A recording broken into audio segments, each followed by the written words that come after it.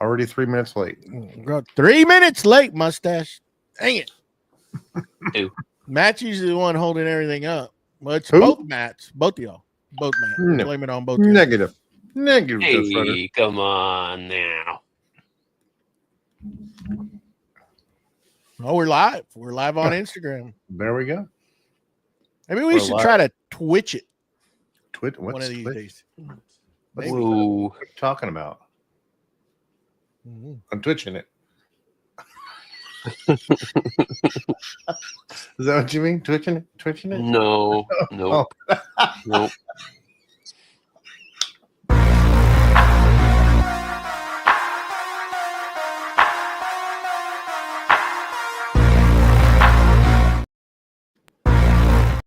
That's loud. I That forgot. is loud. Been nice What's up? to play it, like when Hold he on. showed up. Yeah. What?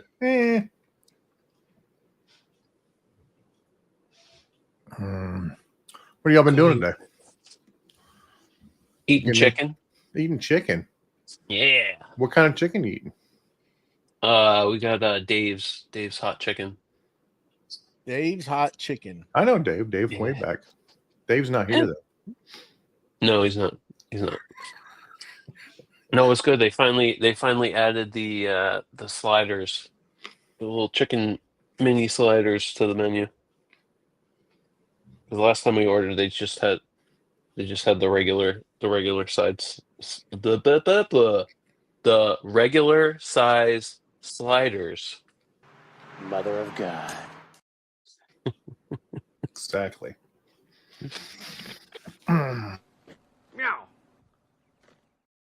It was good. And the mac and cheese. Get some mac and cheese. Get the cheese sauce. You gotta get the cheese sauce. Oh baby. You get all the I weird guess stuff. everybody's a little gun shy after last night. Nobody's wanting to play tonight. Yeah. Mm. Yeah. We had the leftovers of pasta. It's always better the second day. Always better the Yes. second day. Pasta. Mm-hmm. Pasta's these like noodle looking things that you eat and it's got like red sauce on it. Oh, yeah. Yeah. It's not cilantro. Oh, I didn't know that, Captain. I hate cilantro. Ugh. I love cilantro. I No. can't stand it. What? Tastes like soap. It tastes like soap to me. A little bit of it goes, I mean, very little. It's like, whew, it's too potent, man. Like you don't like dirty tacos? Or street tacos, whatever you want to call them? Yeah, but without the cilantro. Really? Yeah. I Yep. love it. Mm-mm. Gotta We'd have go my over to a liquor. friend of ours and she'd make salsa specifically for me without cilantro in it. And I'd see people dipping their chips into my salsa. Hey, you got your own over there. They double dip in the chip. Johnny, what's up, Johnny guy? boy. What's up, Johnny? It's Nope. the We got a guest. Scuba Steve.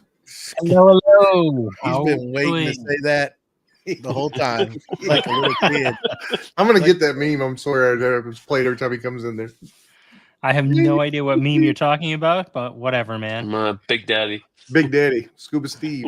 Scuba All right. Steve. Step I on have him. no idea what that means. Damn you, Scuba Steve.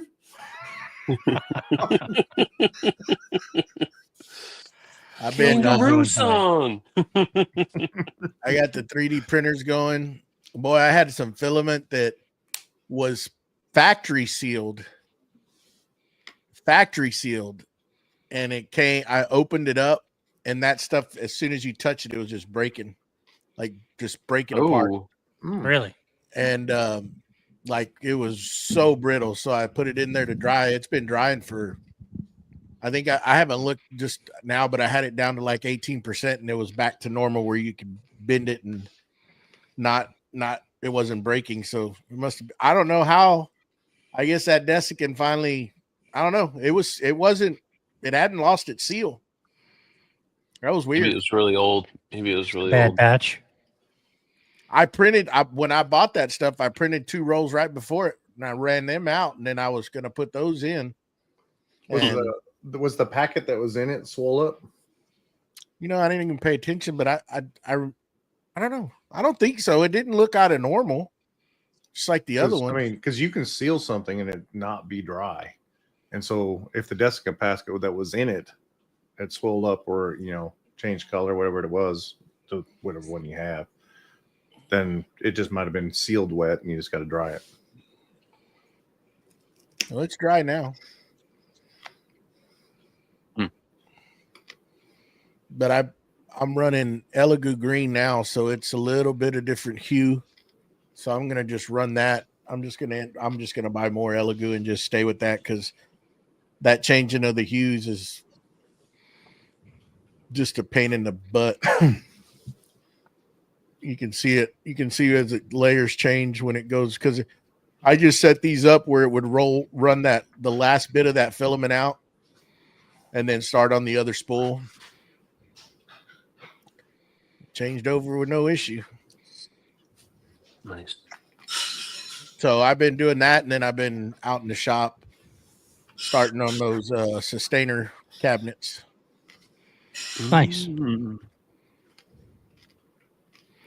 Yeah, I've been in the shop the last couple hours just trying to organize stuff, trying to pick up and clean up from the mess that I made the other day, rearranging the entire shop. So Yeah, good job at it. It's getting there. Yeah, we'll see. I still got to get all these cabinets and everything finished so that I can have actual storage and get stuff off of, the floor and the walls, and actually have a home. Mm-hmm.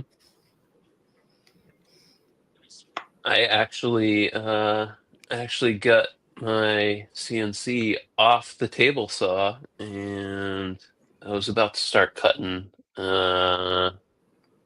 Half hour ago, I finished. I got the table saw out and plugged in and everything, and yeah. We'll do that tomorrow. Tomorrow thing. Yep. That's right. Yep, that's tomorrow Matt's problem. Hopefully I could cut all my pieces tomorrow. Get all the holes drilled, edge band. That's the objective before the podcast. I don't know if I'll get them put together, but How many are you building? I'm going to go with, I'm going to do 4 and see if I can finagle in that 5th one, which I think I might be able to. Shut up, Matt. I'm not moving the beam. He didn't even say anything. He didn't have to. He shook his head because he's like, you're not going to get it in there. I can already see him. He's already up there making his faces like, you have to move the beam. I'm not moving the damn beam, Matt. I don't have a poker face. I'm sorry. I know you don't, but I'm not moving the beam. So here's what I need you to do. Take off your shoes so you can count and get all the counting that you need in, and divide by 5. It's not going to get there. Well, there's this other thing, it's called a tape measure. Mm-hmm. That might help.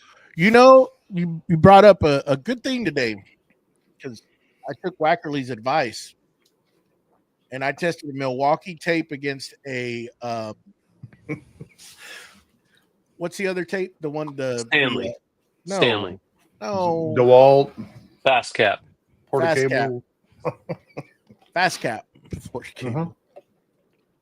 And they were a 16th off. Not surprising at all. Every tape measure is off. Yeah.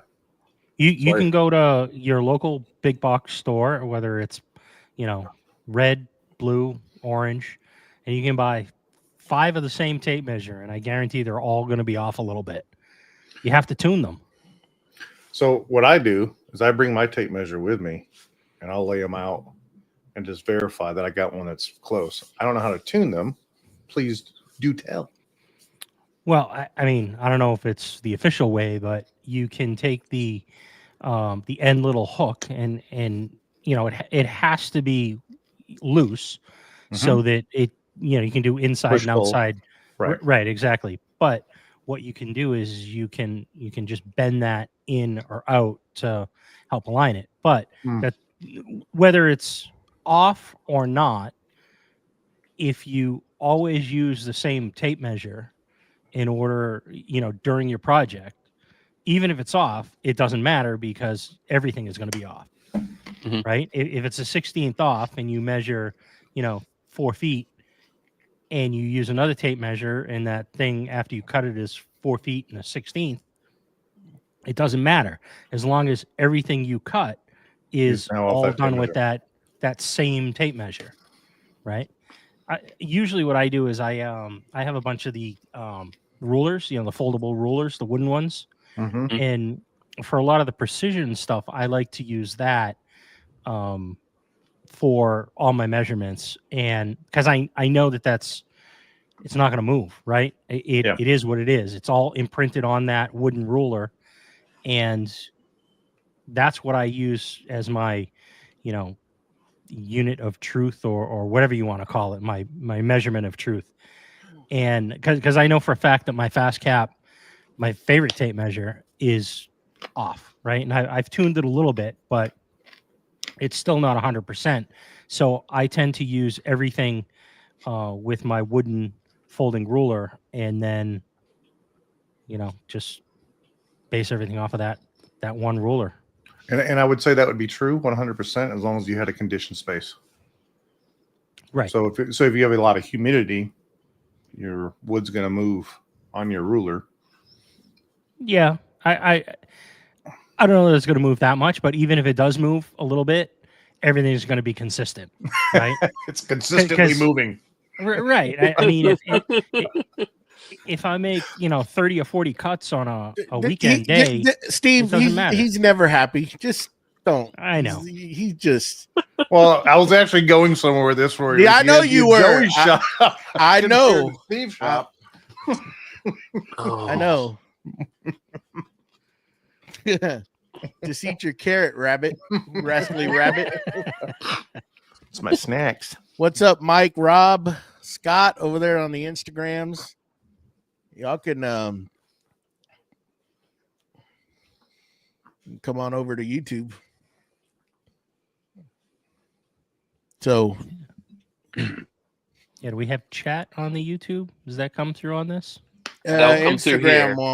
Instagram won't. But if we're within the streaming platform, we should be able to see all the YouTube ones, correct? Yes. YouTube and Facebook, yes. YouTube and Facebook.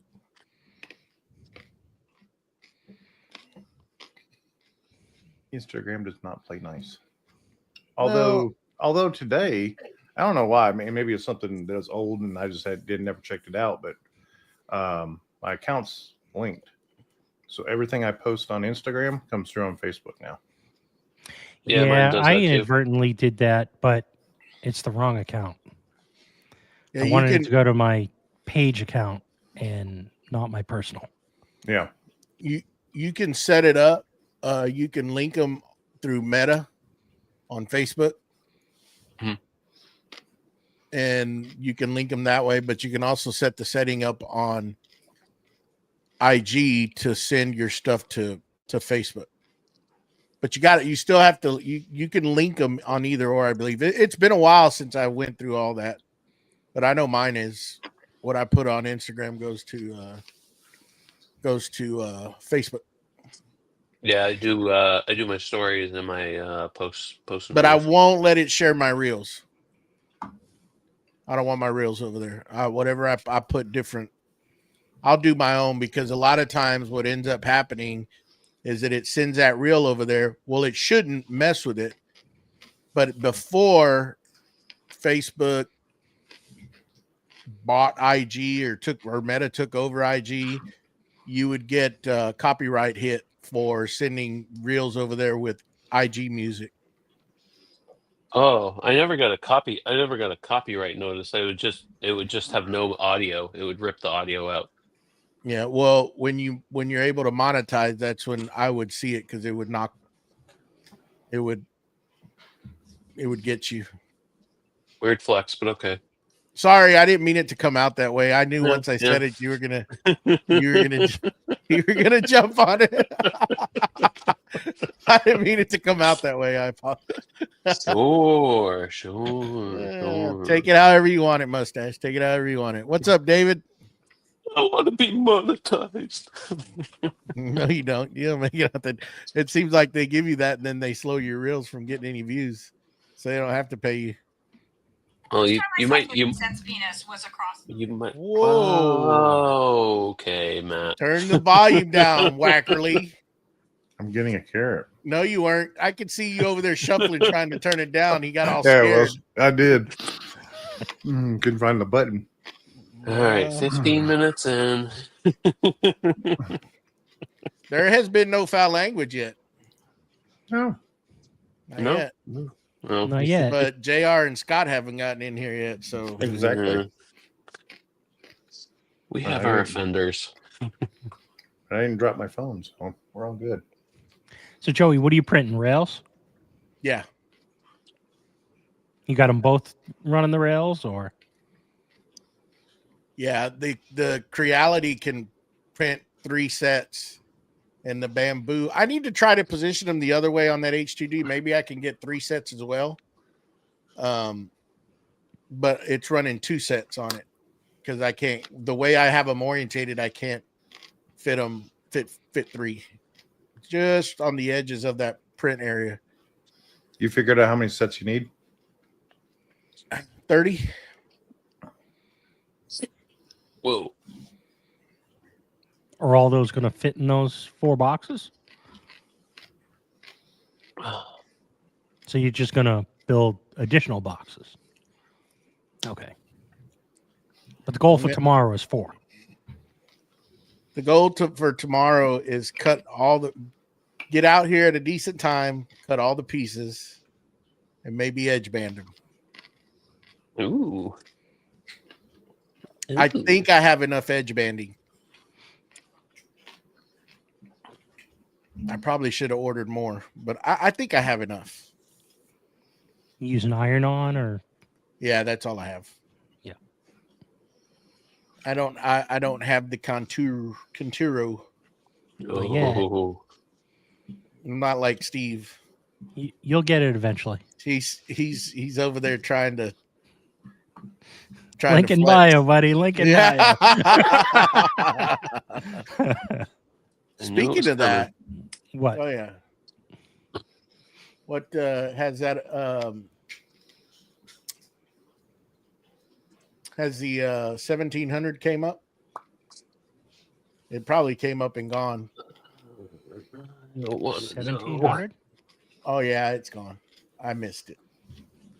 The 700, the DF 700. Oh no, it's Oh. next. Hell. No. It's there. Ooh, it's next. Might be 31 rails I need.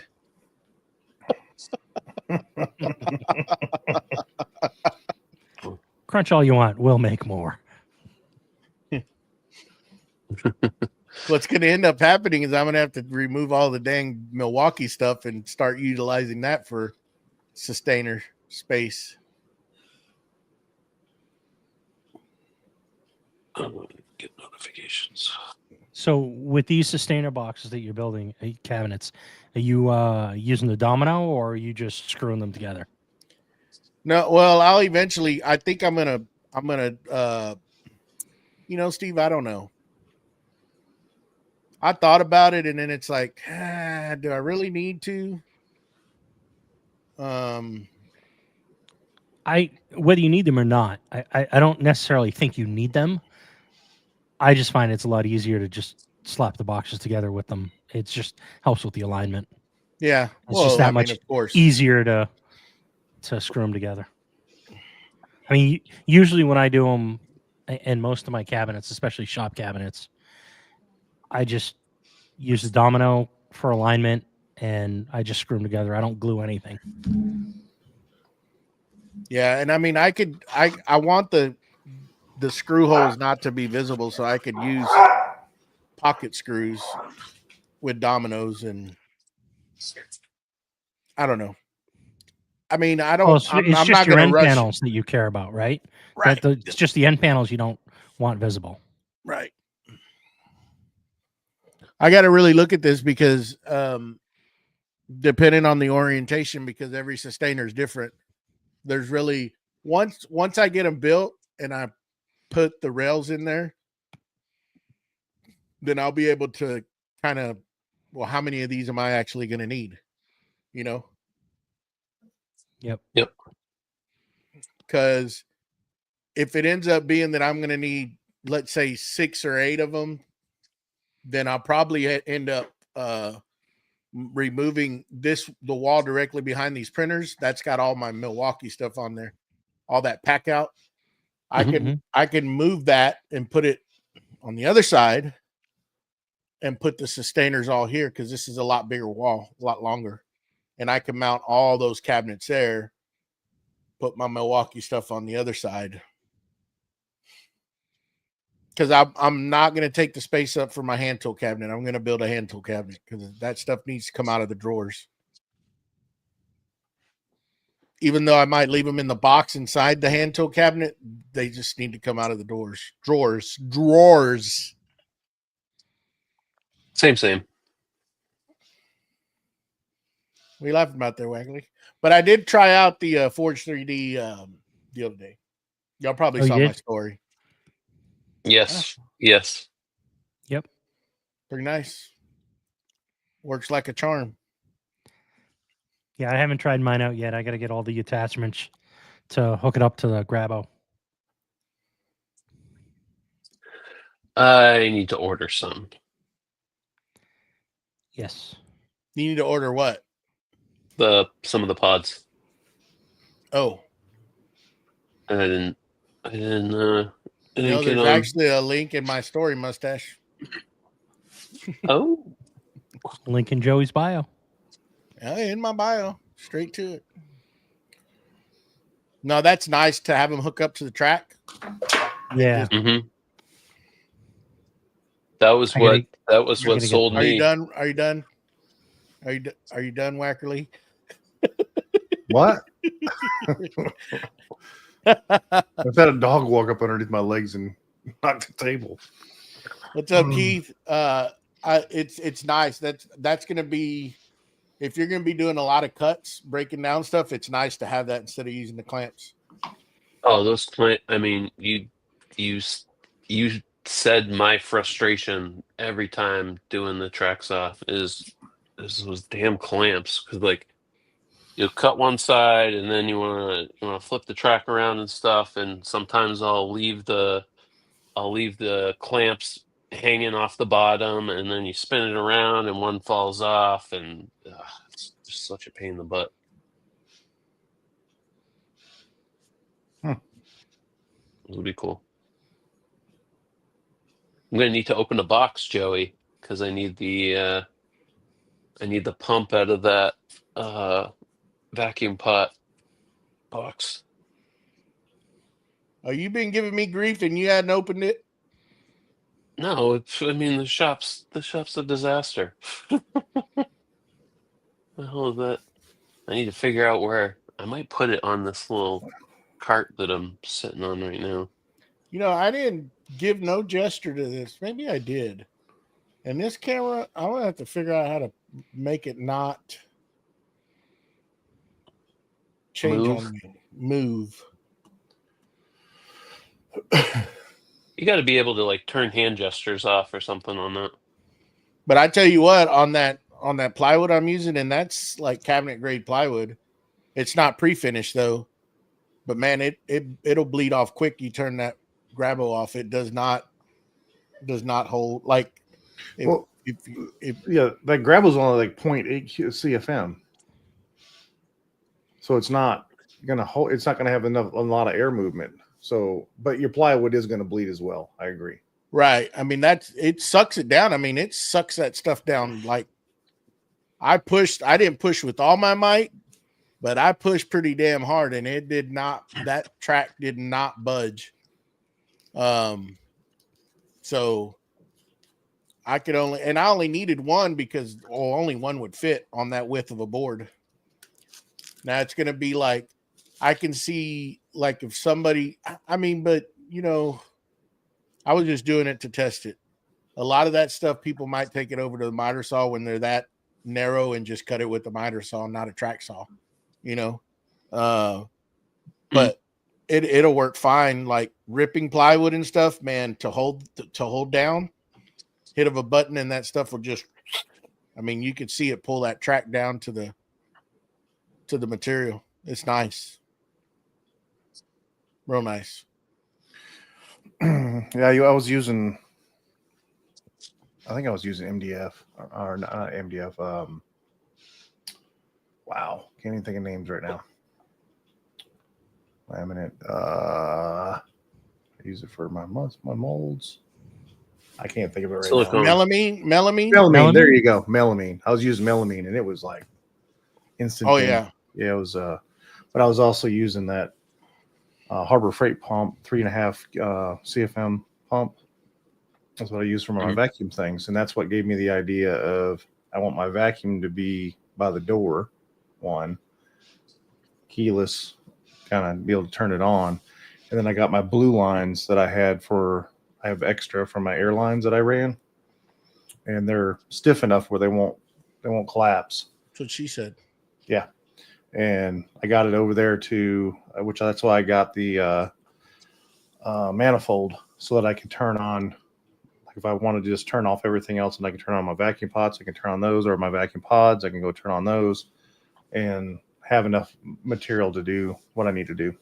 So I just want to be able to have one system set up, but I'm looking at stationary. I'm not looking at moving it like a track saw and stuff like that. Track saw, that sounds like the best way to go is with a Grabo, because you're mobile on everything. But if you have a station set up just to do that, that's what I'm doing mine like that. Yeah, because you could plumb a line off whatever vacuum pump you have, and have a couple runs coming off that, right? I need to find. Yeah, you could what and just something to add, because I know like my airbrush sprayer, it has quick connects for that size line. I got to find them to where I can just put a quick connect on the Grabo, just hard line it in. And once I have like a track set up with that on there, they don't need to come off. I can just put a quick connect to when I need to move it, quick connect it in. And it's maybe something Tyler can, add to sell. Quick connect. Once you're done, disconnect it, move the track out of the way, hang it up, whatever you're going to do. And that, instead of having to push those little fittings, because those little fittings after a while, I'm pretty sure they'll wear out from pushing them in and taking the line out. If we, just getting a quick connect like an air hose, which it is what the airbrush system is. I know they have them. Yeah. I have to look at that because I don't even know where that thing is. Yeah, there's plenty of different ways that you can hook that up. You just got to make sure that it's rated for suction, so you don't get no leaks.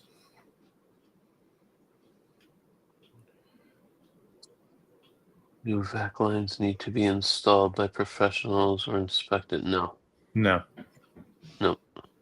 We're professional, Amy. We are professionals. I got tools I can fix it. My dad's a plumber. I watched the YouTube. We've all gone to YouTube University. Exactly. Yeah, we have. I'm surprised Jason didn't give me any grief because he saw my story with the LR32, and he's probably over there. I got a video. Yeah, he's too busy celebrating his win, his golf tournament win. Oh, did he win? Yeah, he did. Oh, he came nice. in first. Good for him.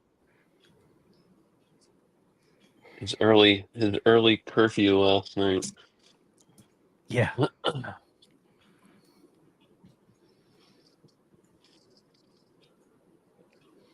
He was zeroed in. Yep. Ooh, Yeah, that one's finished. I need to change it out. Start it again.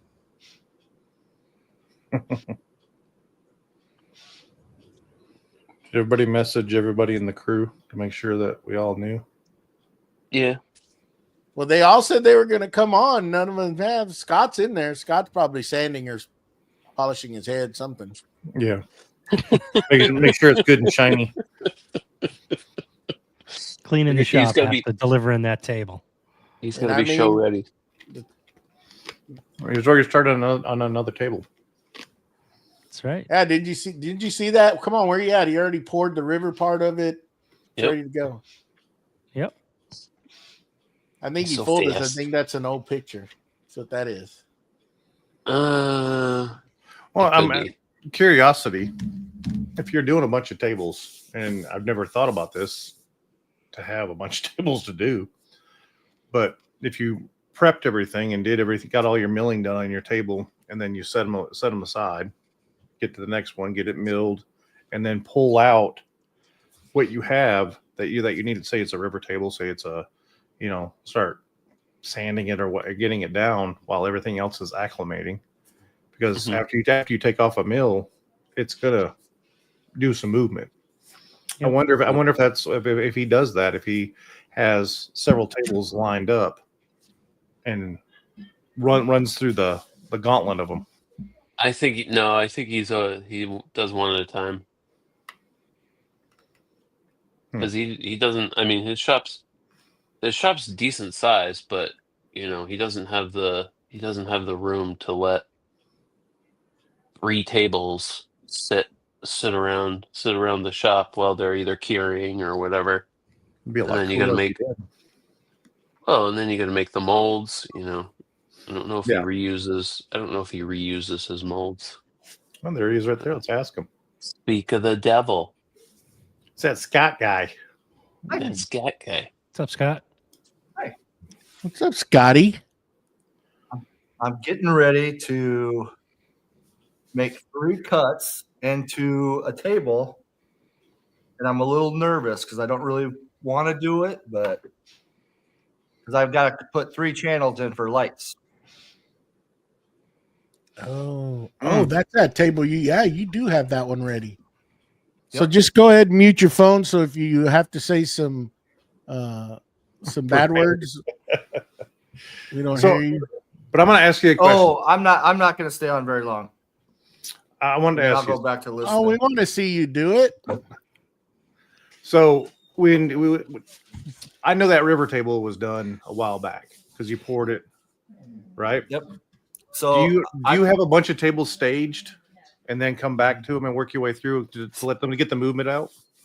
So not necessarily. So I poured when I took on this job, it was a table, a coffee bar, and the coffee bar and the table are matching. Mm-hmm. And then the guy's like, so I had the coffee bar poured and I had the table poured. And then the guy goes, the contractor's like, well, we need that coffee bar. All right. So then I hurried up and finished the coffee bar. Then it was, hey, we need these 24 walnut stair treads done. Before or after the table? No. So it's just one thing after another. And oh yeah. And then finally now I'm able to come back to the table and get it finished because it's the last thing in that house that I have to do. And they moved in, so now they want their darn table. Who wants their stuff when they move in? How long are you giving like lead time on tables? So right now I am booked out to, I want to say January or February. Well, let's just say one table, like the one you got right there, that river table. Okay. Yep. What are you giving on that? So it's going to take me this long to do this if I didn't have anything else on my plate. I usually figure about 3 weeks, Okay. but you got to remember that's 3 weeks of me actually working on it. Mm-hmm. Now, once I pour it, it gets wheeled over to the side and I might not come back to it for a month because I want that epoxy to Fully cured. basically fully cure. Yeah. So I'll let it sit for 3 weeks to a month before I put it back on my flattening table. So if I'm gonna do a table for somebody, I will tell them 2 to 3 months Okay. once I start it. Now, usually, like this one, we're going on what, 7 months, 8 months. But they also had me do a lot more stuff in the in their house. Correct. But like that one I just got done delivering. Oh, on and off. I told them they wanted it by Thanksgiving, and I told them that I was shooting for end of May, and we barely hit that target. The next month I got to get this done because I'm a little worried with next month. The kiln's coming empty, and there's walnut in there for 6 conference tables. And they need all 6 conference tables for some big sales meeting they're having with their 50-some salesmen in July. Oh, whoa. Anybody wants to fly to Iowa and help me out for a couple weekends, I'd be grateful.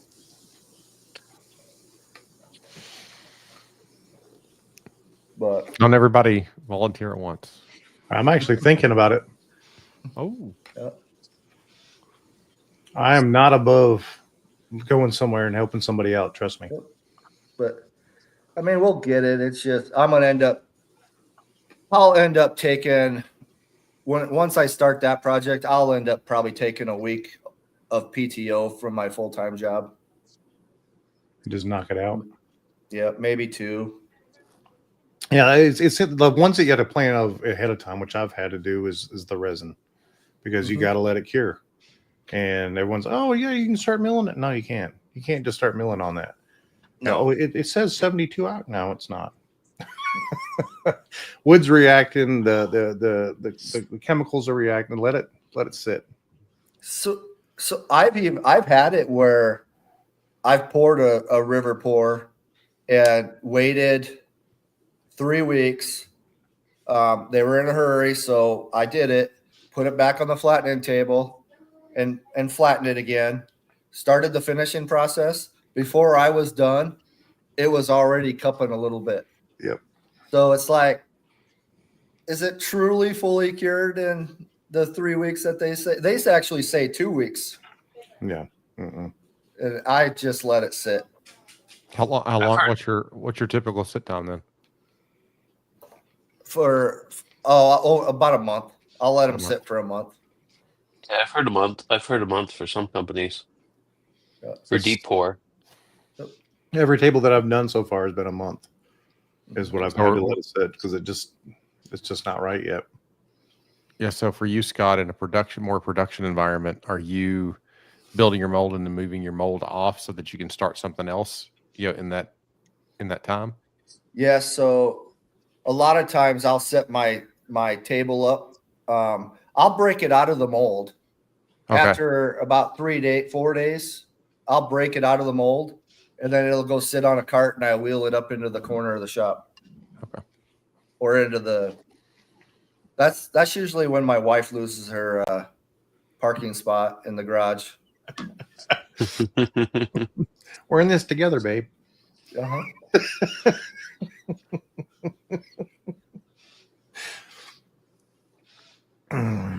Got some people over there in IG. Hey, Peter Seth. Craft, Seth. Oh, what's hey, up? Seth. The only problems I've ever had about breaking out mold is if I try to break it out too early, it doesn't want to release at all. And I have had a problem where I had to mill it back off the bottom because I couldn't get it all off.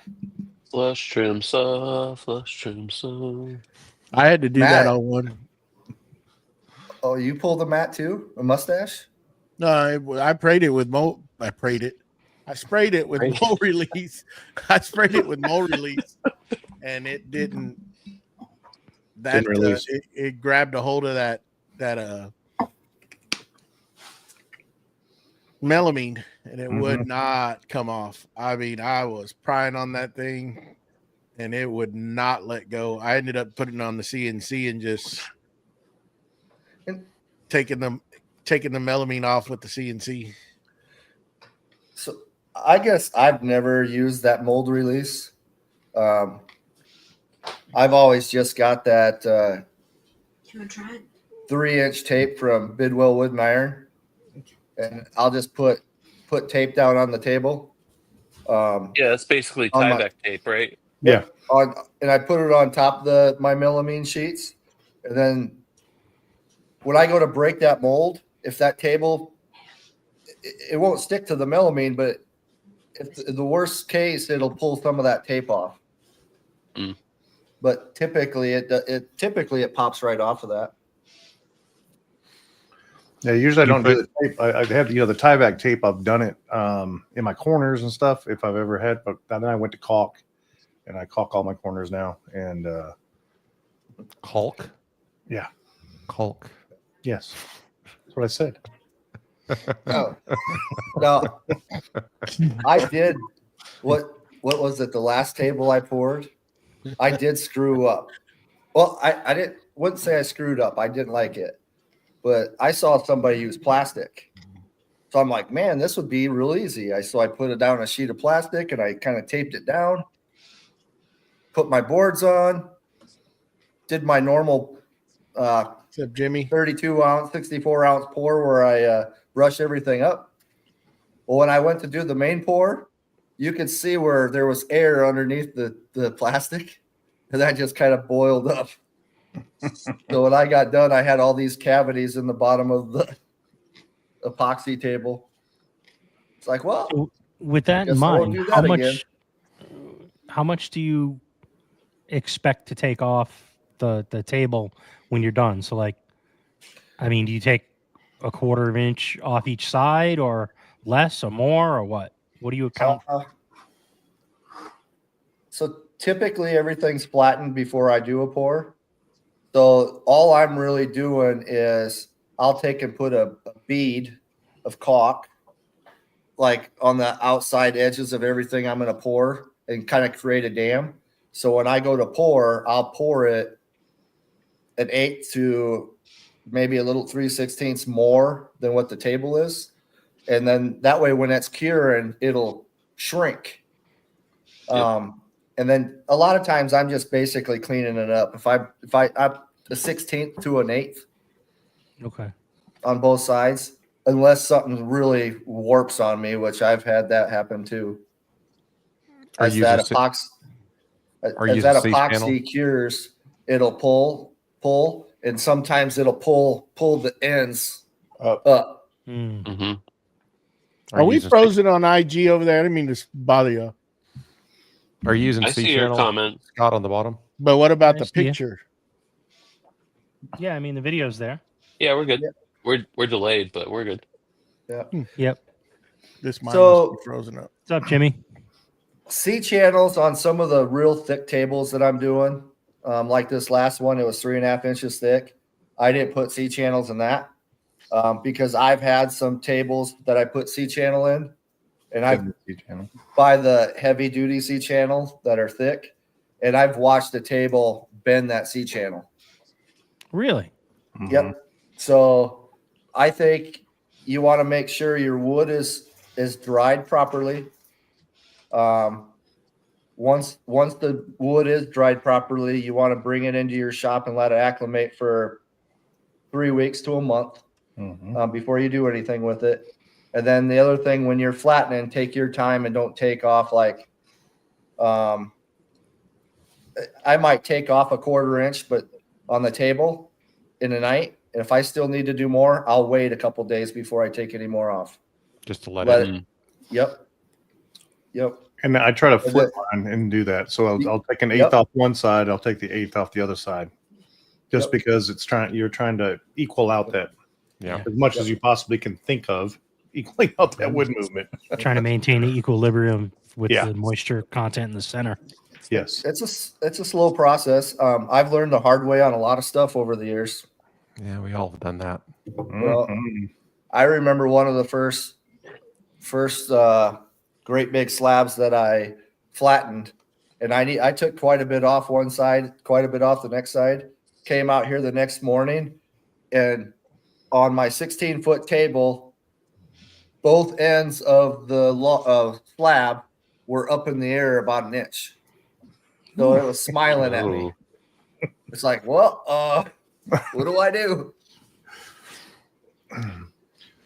What did you do? Did you Uh, have to trash it or did you fix it? I cut it down the center and we used it for something else. Went and got another one.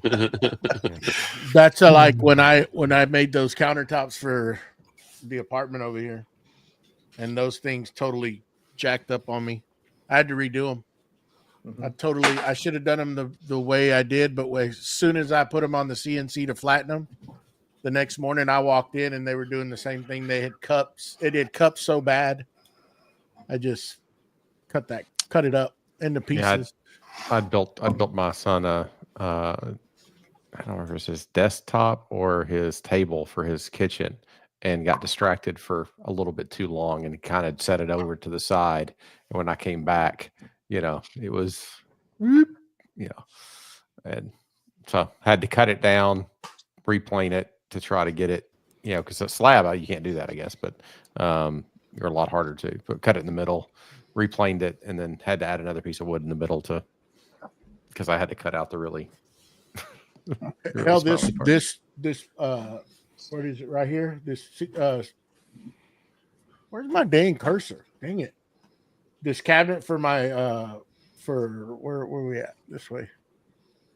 This cabinet here, when I cut it up into pieces, it's a cubicle for 3D printers. It would every day I would walk into the shop in the evening after work. Those panels were all cupped, and I would flip them around. I did stories on it of how much they moved. It's so dang humid down here. They were just constantly moving every day. I'd come in and I'd flip them the other way, and then sometimes they'd stay straight, and then sometimes they would cut back the other way. And I fought those things until I put it all together. And of course, it was bad.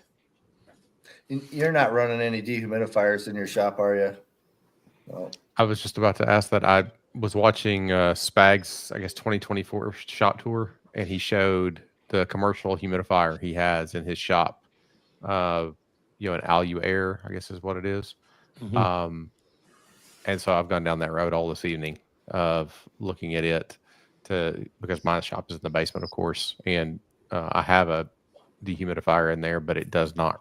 It either runs all the time and just dumps out a ton of heat, but doesn't seem to ever move the needle on the humidity. So I'm looking at something to.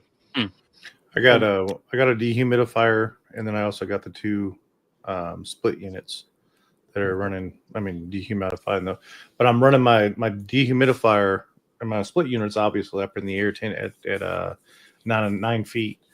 But my dehumidifier, I have it closer to the ground, just to pull it, because wherever it's sitting at is where it's going to pull that moisture from. Yeah. And so I pull it there, and I got it piped straight outside, so it's dripping right outside all the time. Oh, that's perfect. Yeah, the one I haven't done that yet. The last dehumidifier I bought it has a condensate pump in it so that it would pump out, because I had one previously, and I had just a hose dumped out to a HVAC condensate pump, and it got gunky and never really worked all that well. And I thought, okay, this one has a condensate pump in it, but it's still just a off the shelf version versus a little bit more meaty version. And I was actually really surprised. I mean, it's like $600-700 for a dehumidifier, for something a lot better than what you can get for $300 or $400 at the big box store. I tell you what, you made that Versa Air. I had it since yesterday, and usually when I'm 3D printing all day, you could smell the fumes in here. Man, I've got that meter. It hadn't even moved. I mean, it's good. It's been like where you can't even smell it coming in here. And the other day without it, it was pretty bad in here. So it's made a difference. Is that the air purifier you shared the link in the chat earlier? Yeah, it works really well. and it sits there and it auto adjusts itself. There was times when I'd come in and it had started rising. It never got into where it showed it was bad, but you could tell it was blowing a little harder because it auto adjusts itself. It's pretty good.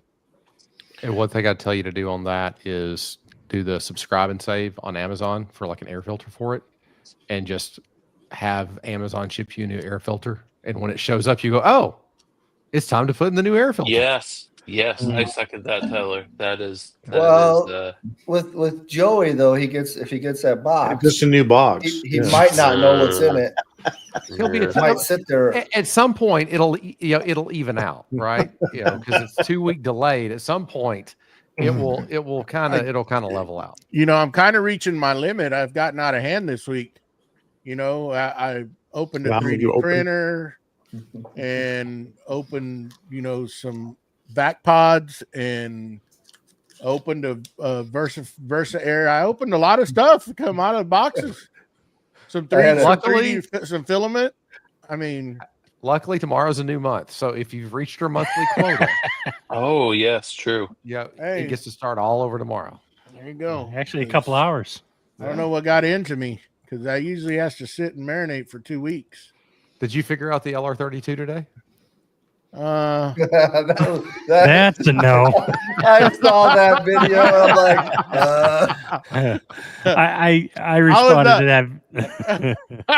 I was looking at it and I started, tearing into it, and I'm like, and I started going through the instructions, and it's 2 pages, right? They've got every language on that book, and I'm looking at it and I'm like, where are the pictures? I need some damn pictures. I don't want to read. Where are the pictures? And then I'm looking at it and I'm reading the instructions, right? And it says mount the plate, the LR32 plate, to the base of the OF 1400. If you're using the 1010, you can use those other clamps that are on there, right? Right. And I'm looking at it, I'm like, well, where are the damn screws? Is there screws in there? And I'm looking, I said, well, maybe I'm supposed to take them off the base plate. And I do that. I had to search for a damn Torx drive to get it off. I did that, put the plate on there, and then the screws wouldn't reach. And I'm like, son of a gun. There's got to be, I'm doing something wrong. And I said, let me look through that sustainer again. Sure enough, there's a package that's nicely wrapped up, and it's underneath the clamps. And I was like, oh, those are the screws that go here. Okay. So I had to put everything back together, and then I put the base on, adjusted the base to give me a 1/2 inch plunge. And I'm sitting there. I'm ready. I've got the bars on the guide rail. Now I just need to mark where my holes are going to go and line it up. So I should be good. And you use the Jason's centering video. mandrel? Yes. Okay. The video, I'll be fully honest. Almost every time I pull the LR32 out of the box, I have to go watch Jason's video for like 30 seconds of it, a minute of it, just to, especially for the stops. If you're cutting a balance panel, and for the stops of which, is it up and out on 16? I can't 16 remember. up and out. Up and out. Yeah, I can't ever remember it. I always have to go to that place in the video to watch when I've cut a balance panel. So yeah. Oh, well, I'm not going to lie. I set up my 1400 with that LR32 plate, and it's been on there for 2 years. I'm kind of thinking that might be what happens is you might have to dedicate that to that. Yeah. Just get another one. Just get another one to where you can I bought the 1010. Why not? I bought the 1010 when they had the bundle thing launch not too long. And so when I put the last set of holes I drilled was with the 1010, and I had the same thing, Josh. I don't know. How do I get this on? It seemed a lot more complicated to me than just the 1400. I thought it was a lot easier to get on the Yeah, plate. well, with the 1010, you got to 1400 use those little collets in the step down to actually hold the base on. And the OF the 1400, it's just 2 screws. Yep. And you're done. So I don't know. It might be something because I love the 1400. I may just dedicate the 1010 to it and be just, be done with it, because it setting all that up. It once you get it set up, it's going to be nice because you could just rip and go. But it was if you've never used it before, it's a little intimidating there at the beginning. You're like, okay. I like the reel. I did like the reel. You showed this and looked back that was good. It's exactly how you feel. It's exactly how you feel when you're looking at it. We were talking about measuring a little earlier, and that's where you're going to really get frustrated is if your tape measure is not calibrated and you're going to try and cut that balanced panel and it's not going to come out and it's not going to fit inside the stops. Yeah.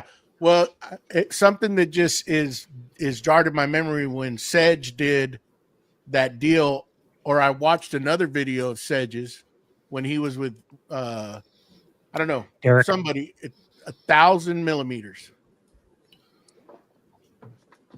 Okay. That should fit inside the that's what he cuts his at is 1,000 millimeters, and that fits inside that rail every time. So then I was searching for a metric tape measure. I know I have one, but I don't know where I hid that damn thing. I know I hid it because I'm like, I'm not using this thing, and I ordered it from FastCap, and it's somewhere because I would have done it metric if I could have found it. So I don't know where it's at. Get the yourself the FastCap yellow one. Yeah, get the FastCap yellow one. That's the one I have. I don't know where it's at. They're $11. Buy another one. Buy a lot of them. By Yes. 10 of them. I think I get like 5 or 6 around. I usually use the blue because it's the full metric one, but I have the yellow one in my apron. I have a yellow one on the bench. I have a yellow one in my travel kit. Everything else is blue. I have a yellow one in the garage, but I don't know, probably 8 blues floating around. Now, do they make one that's wide and bigger? Because I think the yellow one I had was small. Do they make a large? You can get those in different sizes, right? If I remember, I haven't ordered any in a while. You can. I think there's like 6 or 8 different configurations, but I think the yellow one is a smaller one. The blue one, it's the True 32 version, is a larger tape. I think it's a 16-foot or maybe it's a 25-foot, whatever that is in metric. But it's a thicker tape. The difference I like is the yellow one still has the Imperial. It's half metric, half Yes, Imperial, that's why but I it's got got the diamonds at every 32 millimeters. Whereas the True 32, I don't think it has the diamonds, but what it does have that's really nice is the marking for the standard height for a base cabinet and countertop, and the standard height off the floor for upper cabinets. It's clearly marked on that True 32. on The blue one. On the blue one. Yeah. There we go. Get it on Monday. They don't deliver.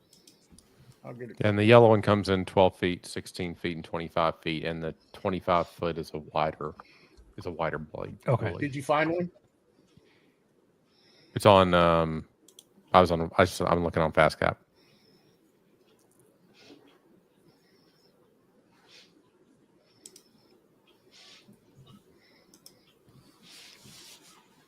Oh, that's Yeah, not Seth said Amazon get them tomorrow.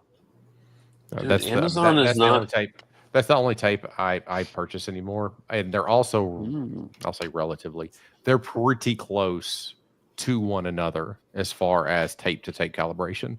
They hit it pretty well. So if you grab one tape and then you grab another one and you make a mark, you don't run into the issue of, is it going to be the same measurement? It's close enough for woodworking. There can be some variance if you're trying to really be OCD about it, but they do a good job on the calibration side.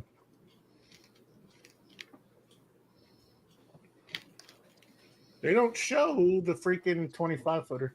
You said 25-foot? There's a 25-foot in the yellow. In the yellow. Let me Yep. keep searching around. I I'm found the pretty 16. sure. Pretty sure the True 32 only comes in. I already 16 found foot. that one. Yeah. That's the one I use. I mean, I use that one to death.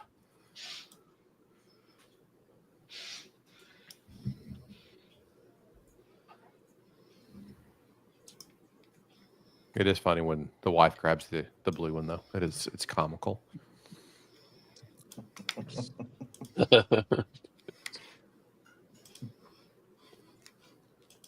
Joey, did you get the air quality meter already? It's sitting there. Did you plug it in yet? It's been fine.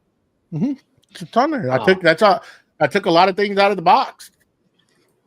Mine woke me up in the middle of the night on, when did I get that? Friday or Saturday, but woke me up in the middle of the night going off, and I don't know if the cat was like breathing into it, like just like it, if the CO2 goes over 1,000, and like I didn't read the manual or anything, like I don't know if there's a setting or something I can turn off, but it was at like 2,000 for the CO2 like level in my office, and the door was open.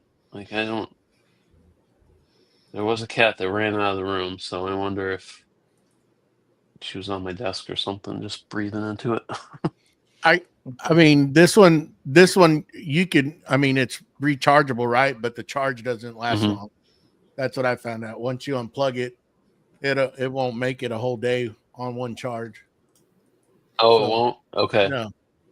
So you gotta plug it in and then keep plugging it in. But I guess that's what you get for $20. $20, I think, is what it ended up being. 22. I think we paid 22 for it. Those things are expensive. That was the cheapest one we found. Those things are like, That was. they get pretty pricey quick. Yeah, I've I got a forget the brand. I forget the brand that everyone recommended, but it was about $250 for that brand. I've got a couple of the, I guess, mid-range, higher-end ones that I have hooked up my home automation system for first floor and second floor air quality monitoring. I don't have one down in the shop or in the print room. I probably should. Mhm.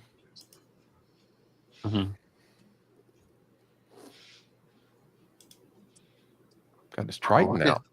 Look at Scott getting busy. So this is a general question.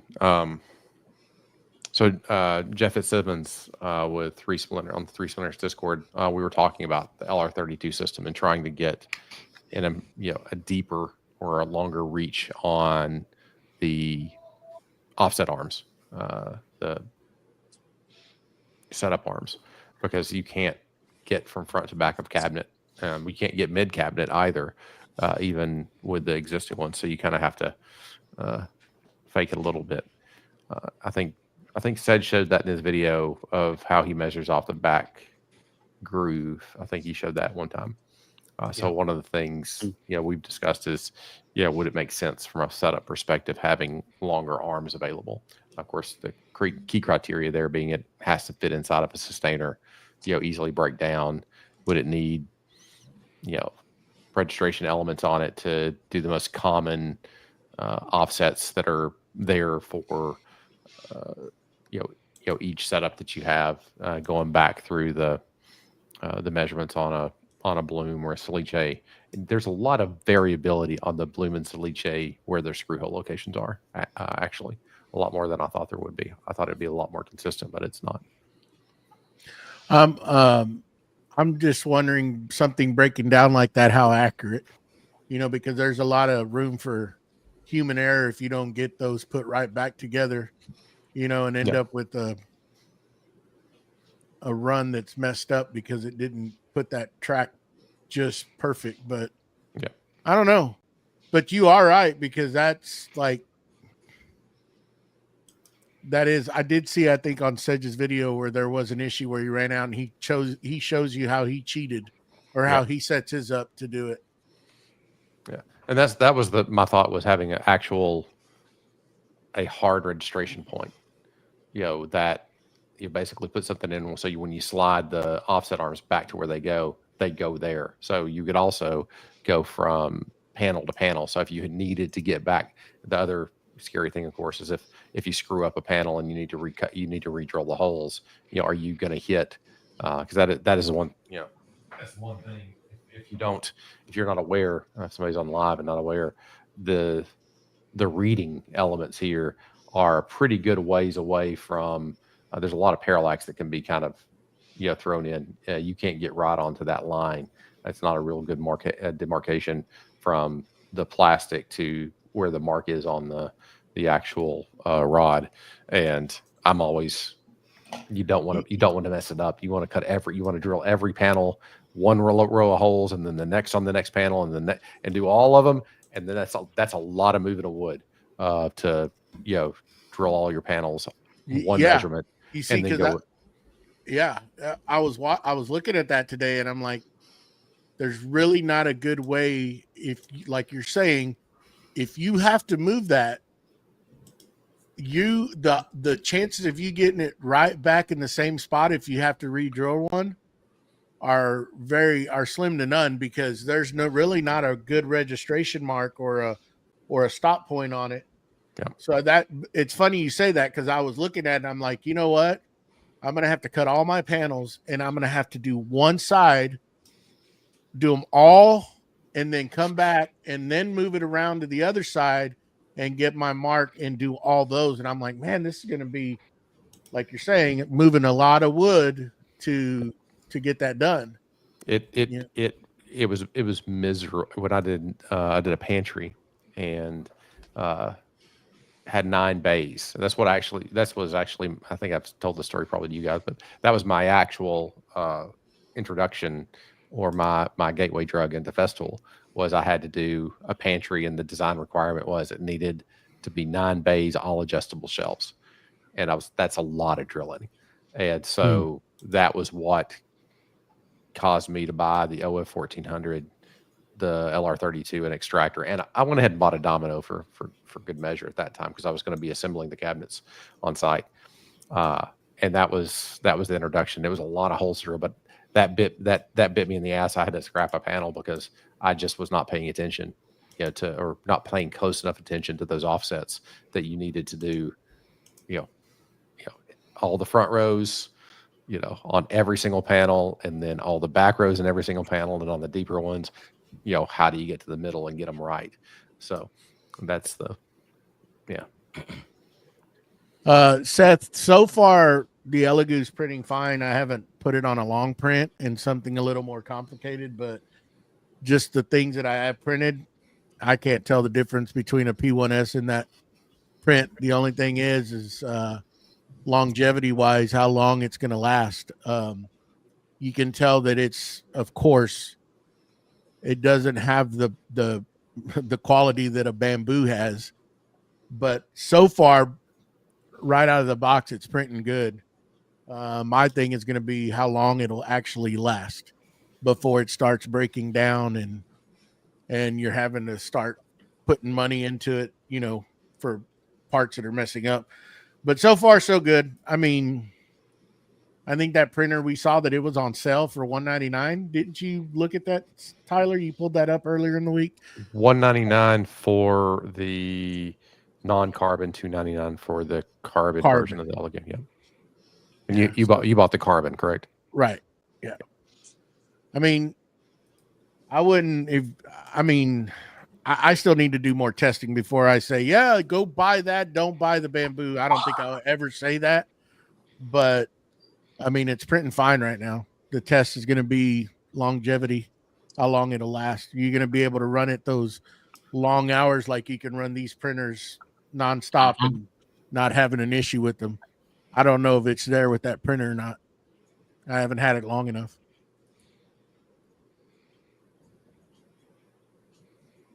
Oh, interesting. Canceled my order because they didn't seem to offer the same replacement parts. Yeah, I think they put this out and they had a lot of people buy, because when I bought that package, I bought it with the different build plates and that, and the build plates and the extras that came with that purchase have not arrived yet. I'm still waiting on them. So I hadn't even looked in Elegoo to see if there's parts available. Like if you need a hot end or whatever. I don't know. I haven't looked. I'm sure hot ends and stuff like that will be available. But the question is like what Prusa does or like what Bamboo does, where every single part on the printer is repairable and replaceable, and that from a longevity standpoint. But at $299, Right. Yeah. now there's the waste argument there of how wasteful is that just to chuck it and put a new one in or part it out.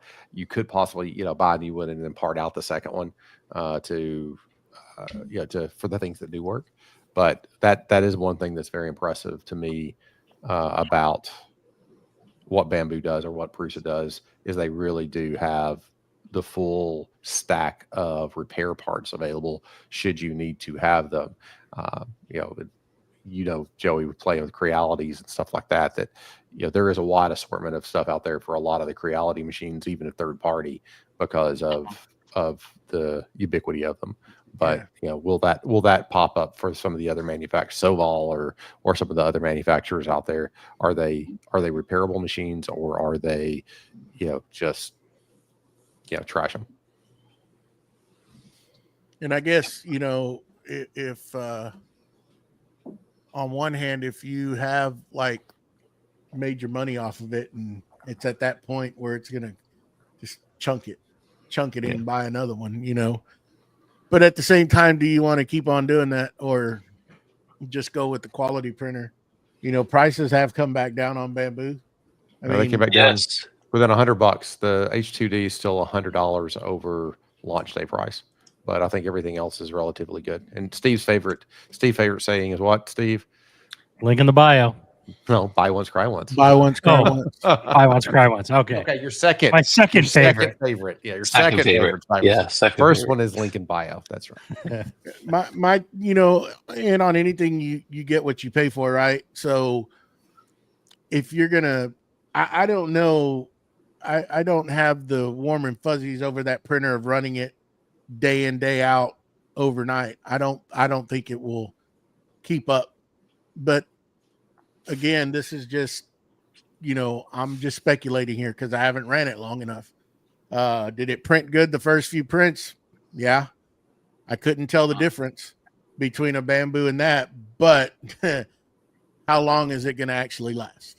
That's the question. Keep it running and see nonstop and see if you can wear it out or when you start having issues with it. Because I haven't had no problems with the Bamboos. I mean, the H2D messed up the other day, but that was my fault. I didn't position those. I tried to put more on the plate than I should have, and I think that's what ended up happening. Is it cooled enough, and that corner of that deal popped up and ruined the print. But it's nice just to hit delete that part, and just let it print the rest, and I didn't lose nothing else. So That is the slickest setting in Bamboo. If you're there to catch it. Yep. Yeah. I mean, that's true. the cool thing is now, like when I leave these two bigger printers running, Creality has the same thing. You can just keep on monitoring from your phone. If anything happens, you can just stop it. And so far, I'm impressed with the Creality, to be honest. I mean, I've been printing that thing's been, I didn't run it yesterday, but it's going to run. It's been running all day. So is the Bamboo. And I'm going to let them run all night. And I'll probably run them all day tomorrow. See what they do. I mean, the Bamboo print's beautiful. Mm-hmm. I mean, it's, Yeah. I mean, it's nice. But The H2D that I have out of the box, because I'm pulling a Joey right now, is been running nonstop since we put it into production. So, but I talked to Joe yesterday. I have a plan now on what the rack I'm going to build to get the other H2D into back into production or into production. So hopefully I can get that done this week and get that one turned on, because it took I used a lot of Joey time this week on the big brackets. So nice. Are they ready? Yeah, everything's ready. So I've got to mark them, so they'll get marked tomorrow. I had to move my son, my eldest son today. He moved out of his apartment into a rental house with some friends, and so I got that done today. But I got to get everything laser marked and caught up on those things. But yeah, the pods are ready, and the bracketry's ready, and all that jazz is ready. So Nice. I can't wait to get those. It'll be perfect because I'll get here when I start doing what I want them for is hold downs for when I start doing the edge banding and start putting them together. I mean, I'll start using them. yeah. Mhm. It worked perfect on that track today. You haven't seen that yet. I have a video shot already for that. I saw the reel or the story, showing, and I was assuming that that's what you were, because I put the 2 and 2 together. That he's using LR32, so now we're gonna, so Yeah, that'll be the next thing is getting all that ready. But I need to get the big like that camera because I want to shoot a YouTube video for that. Those little ones like that for people to go and search and see how they work and how to hook up. Yeah, I think it'll be useful. So I like them. It's easy. I was telling them like maybe looking for a quick connect on your Grabo, right? So that when you're done using it, you can just, like an air hose. I want to say that my airbrush sprayer has that where you can just, basically just disconnect the hose and wrap it all up.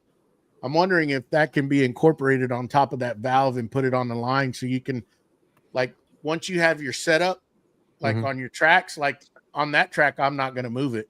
I mean, I'll end up just ordering more from you because I'll just leave them on the track. Yeah.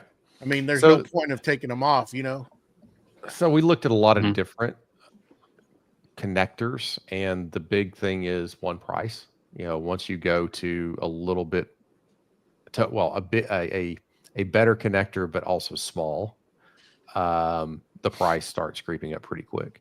And so those push to connects are pretty ubiquitous as far as being available to anything and everywhere, and they are relatively cheap, per unit price.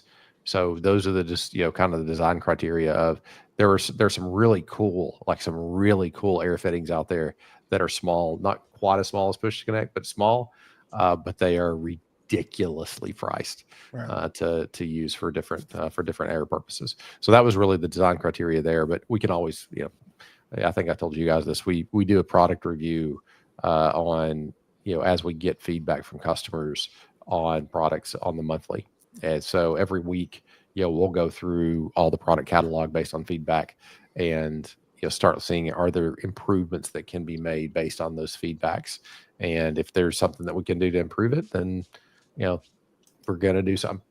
We just launched like the Mod Pods last week. Yeah.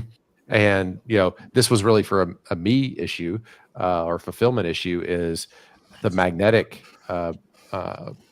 Mod Pod used a different fastener than all the rest that we had put out there. And that from a fulfillment perspective, or even from a customer perspective, if they take delivery of 3 different Mod Pods and there's one that has different fasteners, then that becomes a problem.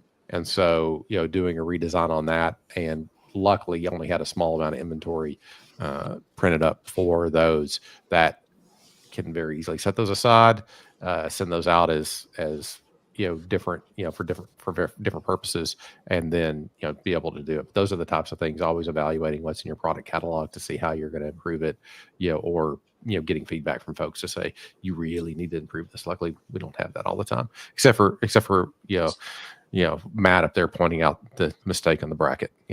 All you got to do is kick me off your deck. That was it. So I told somebody one time, they come over and he goes, "Hey, did you mean to just get off my deck?" The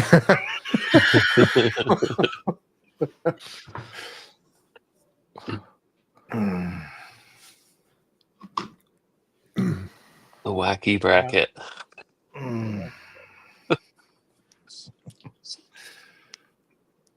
I got all my Yeah, that- sustainers lined out.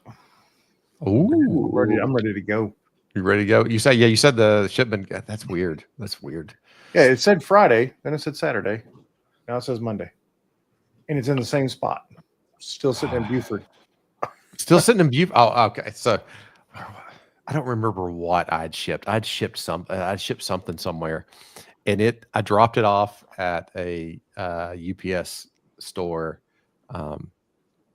and then it made it across the street because there's a postal service store right across. So it made it from the UPS store because it was going USPS to the postal service store across the street, to another store, another USPS on past the house and the shop. Then back to the same one again, and then back to the other one again.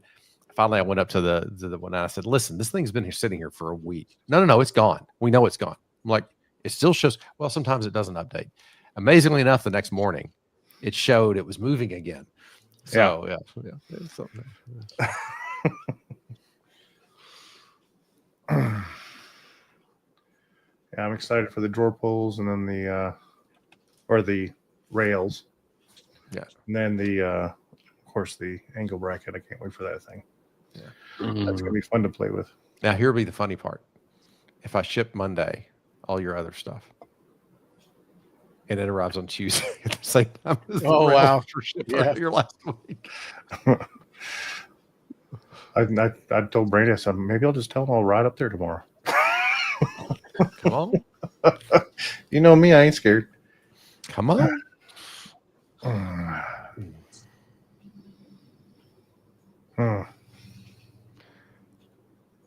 So I guess we were the without Matt. I think we were, we placed Ronnie with Matt, and it's the same Yahoos that were up way too late last night.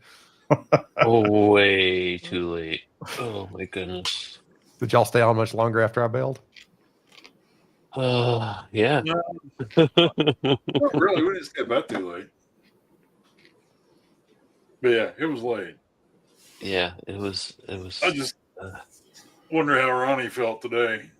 He was feeling it because I'd messaged him. Like I said, I was moving my son, and so I was taking a television off the wall, and I was using one of the bits and one of the lags that we had discussed in the call last night. And I took a picture. I just took a picture of it. And I just sent it to him, and he that's the one. That's the one I'm talking about. I'm like, I know that's the one you're talking about. And so I said, I hope graduation went well. I hope the FFA's hangover has passed, and that Cam enjoyed his day. And he said it was a rough day because apparently there was like a 5-hour delay because of traffic, because they didn't know how to get people in and out because it's a new school for graduation. And he thought it was pretty rough. I was like, That would make it even more brutal sitting in traffic. oh. Oh, he was still up and ready to tackle another project when I got off. Oh yeah, he was raring to go. We finally had to tell him, said, "Ronnie, you got to go."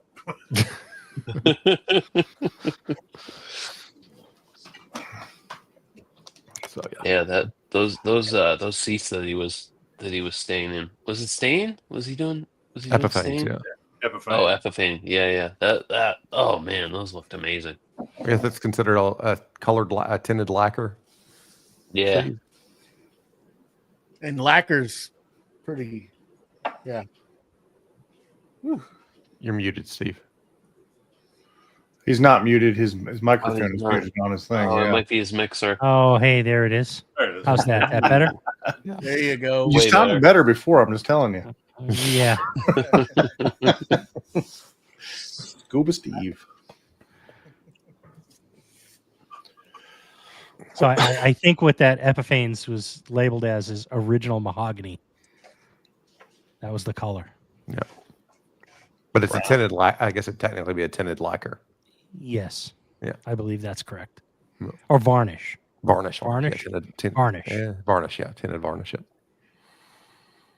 He said 17 coats, he said? 17? Yes. Holy moly! Yeah. That stuff's smelly. A lot of VOCs in that. high VOCs. And you could tell I can't believe you just put that roller. he was almost walking on sunshine. Oh, I wonder if he bagged the roller and brought it to graduation.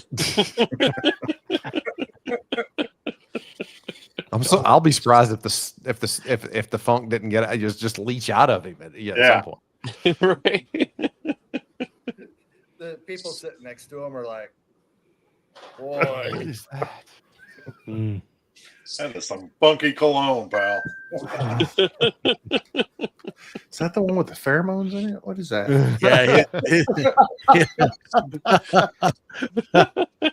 The Diddy special. Oh, too soon. Way too soon.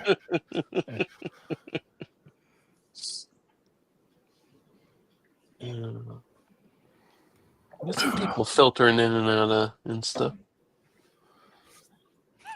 Cody said he's getting Cody. a headache thinking about it. His skin had to be just impaled with that stuff. He probably just stinched of that. Yeah. Oh yeah. I did find it really funny when he put his laptop up under the bow of the boat and was laying down. That was. Oh. Yeah. I know when I spray lacquer out in the shop, man, that stuff's in there for a while. It's like, I don't care how many fans you put in there. It's just so potent. Like you walk through that door and it just hits you like a brick wall. It's like, woo. That conversion varnish I used to spray, it was the same way. It was bad. It was pretty bad. I had fans blowing outside, and the neighbors across the street would come over and ask me what I was spraying because they could smell it at their house. What would? Just wait a few minutes, the wind will change. That was just like when I first did acrylic on that laser. The port goes out to the front of the barn, and the prevailing winds that day were pushing everything toward the house. My wife called and she's like, "What in the hell are you doing over there?"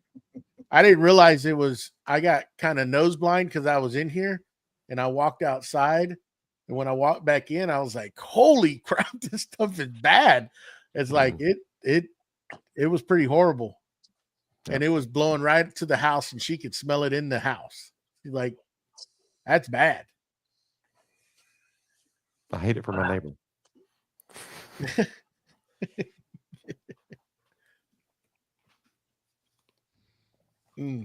Make any progress on the miter saw station, Steve?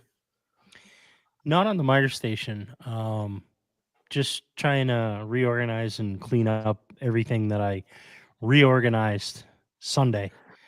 So for I don't know, were you on the other night when we were talking about that, or did you come on later? Anyways, I asked the guys for some recommendations on laying the shop out and moving some stuff around. Now that I put that walkway through the wall, I took down part of that wall, and they gave me some great suggestions. And I said, yeah, I'll have to take care of that tomorrow. And I sat there and looked at it for about 15 minutes, and then I started doing it. And I completely ripped apart the whole machine side of the shop. And I moved my sys wall from the end of the shop to the back side of the miter station wall. And I moved all the lumber that was on the wall behind the miter station down to the end where the sys wall was. And the table saw got moved. And I ended up going to Home Depot and getting some shelving for the shorts for the wood to stack up. And yeah, so the shop is kind of a mess. I was dealing with a little bit of that earlier today, moving some stuff around. I had to reorganize some of the clamp wall, move some of the hangers so that I can nuzzle the joiner in there so it can get a little bit closer to the wall. So it'll eventually get there. I'm heading back out to Indy to Mark Adams at the end of the week. So I'm planning when I get back to order the drawer slides from Salice, and I'll get those in, and then I'll figure out my boxes for the drawers, and hopefully I'll be able to figure out how to get all that done up in VCarve Pro and get those boxes cut out in the next week or two. So Is this the that's jig? where I am. Is this the Mark Adams? Is this the jig for the guitar stuff? Yes. Yeah, this is the 2 jigs, one for routing out the bindings and the other for bending the sides. So it's going to be a bit of a drive just for 2 days, but it is what it is. You got your ticket yet, Matt, for 3 Splinters? Mm-hmm. Ordered it that day. Awesome. Is wifey going? Yes. Okay, cool. Nice. It's going to be a great time. Are we all going? I think we're all going. I Oh believe well, we are. Scott's teeter I got- tottering. I'm gonna talk to the wife tomorrow, and the Camera. Well, y'all riding me pretty hard about Hartsville last night. But, going up there. I didn't. No, you did. Dirt. He Dirt did. and then we're- Dirt did. No, it wasn't me. Was I it didn't you? say anything about that. It was Patrick. Oh, Patrick. Oh, it was Patrick. Patrick did. And then he I've just. never been to Hartsville. And then either. Ronnie. He went from 0 to 100 real quick. Yeah, he did, didn't he? It was funny. Yes, he did. It was pretty funny. That was funny when him and Ronnie were comparing shops. They're like, I got this. Is that Patrick? Yeah. Yeah. Yeah, he'd been razzing me in the chat all night long. I hate that Yeah, they it was a little canceled. feisty. I hate that they're not going to Texas Woodworking Festival. Yeah. Well, Because I but got if I picked things my, Go ahead, I picked sorry. I picked my booth to be right next to them, so I had a friendly face next door. Ooh. Mm, Well, Michelle and then Patrick. Yeah. You can only do so much with that, right?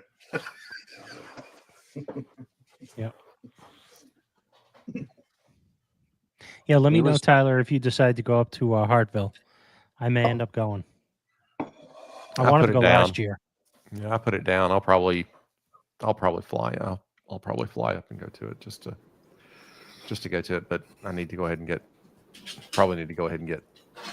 rooms booked according to the folks. So Right.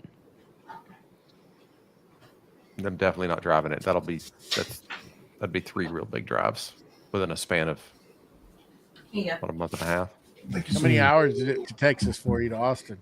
It's a hump, but I'm bringing kit, so it's ship it and it costs an arm and a leg, or drive it and carry it and not have to worry about it getting there. And I'll be able to bring extra stuff to maybe do some selling out of the booth. I don't know.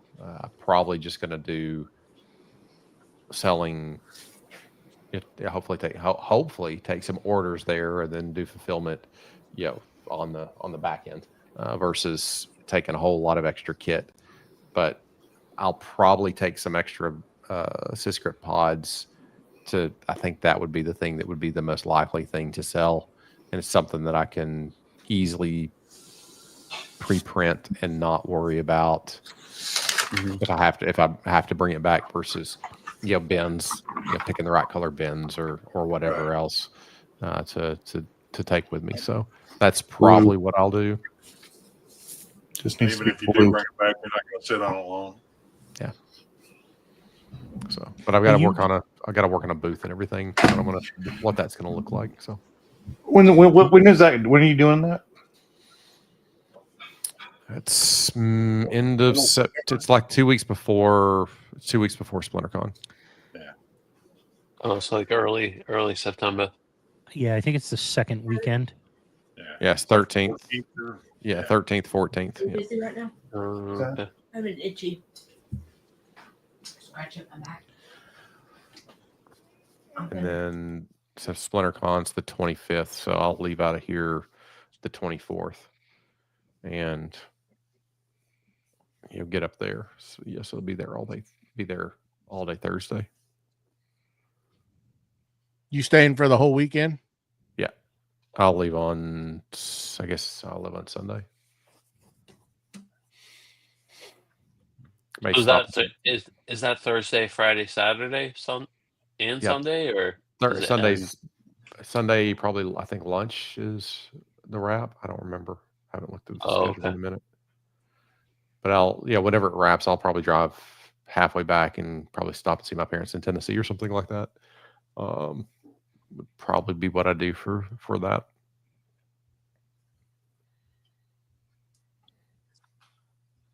Oh, that's gonna be a drive. I haven't done a drive like You, that in a long time. you haven't done what? A drive like for SplinterCon where I'm going. It's gonna be a long drive. It's a haul. It'll be probably about 12 and a half hours for you. I'm gonna try to do it in one. I mean, obviously, stop, food, gas, restroom. But It's 18. It's almost 19 hours for us. So I think we're gonna. Break it up. Yeah. It depends on how I feel. But once I get tired, there's no need to push it. We'll probably leave here on Tuesday, and I'll call them. And I'll call them and see probably if we're gonna leave. I'll probably call them the week before and see if they have an availability for Wednesday. So when we get there Wednesday, we can get there Wednesday and just relax. So that way when Thursday comes around, we're already there. I don't want to just pull in Thursday and, have a little bit of time to feel everything out and check it out. what time do you guys happen to know when check-in time is at the hotel? 4 Is it o'clock. like 3? 4 o'clock. I think it's 3 or 4. Okay. That's And it- 14, 15 hours. for me Eastern off. time. That's Eastern time there, Joey. Yeah, because we Oh. gotta take that into consideration because we're gonna be driving and we're gonna actually Lose an hour. lose an hour. So Fuck, that The is real time. got to go into that funky time zone. The real time zone. I may take the southern route to Austin, swing through New Orleans, and get some oysters at Drago's. I may do that. Stay the night in New Orleans. That may be what Go to Lafitte's. No, I'll go to Drago's. Yeah, but then you got to go to Lafitte's. No, I'm just gonna go to Drago's. How in the hell isn't that like backtracking for you from Georgia, No, New Orleans? no. No, it's on the way. You're just dropping down 85, taking 85 all the way down to. Pensacola. Was it like an hour out of the way? As long as you're still going west and south, you're still making progress. Exactly. Yeah. No, Okay. 5 minutes difference. 5 minutes. But it has tolls because you go across. Where the hell's the toll? Where would Probably the a toll bridge be? or some shit. I don't even know where the toll would be. I was about to say you go across. You're going to get it in New Orleans. You won't get it in because you're going to come back up to Pontchartrain. go to You get it. Mississippi. You'd get it. You'd get it for Pontchartrain. You'd get a toll, but I don't know where the hell. I guess they're talking about on 85 or something that I'd hit tolls, but I would hit tolls either way. You get you some good cracklings too. Man, they got some good ones there. Every time we go, we make the stop. There's a store in where do we go? God. It's just like a hole in the wall, but man, they're so freaking good. Like I need them, but they are nice to just snack on. I don't know if What y'all are like that. Cracklins? I don't even know what this is. It is kind of pork. Pig skin. Yeah, skin. fried pig. Oh, pig pork skin. rinds. Pork Yeah. rinds. Yeah, but they got they're little. They're good. Yeah. They're good. Okay. It's a heart Like they attack would in a cater? bag. It's a heart attack in a bag, but they are so good. Well, if you ever do go through New Orleans and after you eat your cracklins, go to Drago's and get the char grilled oysters. Now you may say I hate oysters.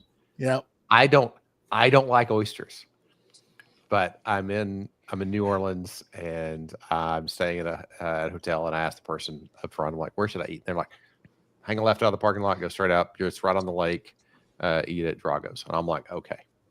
It's a steakhouse. I'm like, great, perfect, love steak. And so I go, but you walk in and everything on the wall says Drago's Oysters, Drago's Oysters, Drago's Oysters.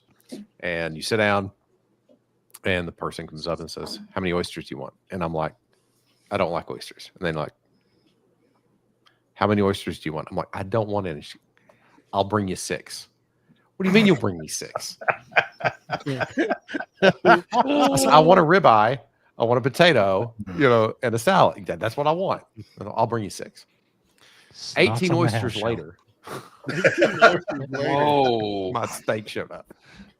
So I had never eaten grits before in my life, ever. And we went into a steakhouse there in the casino in wherever the heck we go. And oh my God. And I'll be honest, Don, that steak, I did not use ketchup on it because it was so freaking good. I could literally cut that thing with it. I could literally cut that thing with my fork. I didn't even need everything in there was freaking amazing. Probably 25 grand. It makes no money for me. Sure. Okay. But I'd never eaten grits in my life, and I ate them that night, and boy, I fell in love with them. I'm not a big fan. Not a fan of grits. I'm not a fan of grits either. I'm not in. There's certain things that, chitlins is another one. I won't eat them. I won't eat chitlins, which is pig and What about, Joe, you like some Rocky Mountain oysters? Damn right. Oh, really? Huh? We used to castrate them right there, fresh, throw them on the deal and do them just there. Nothing wrong with them. As soon as we were working cattle, those things were going. They were fighting over them. It's not bad, dude. They're very good. No, they're terrible. But- I've had them. No, pass.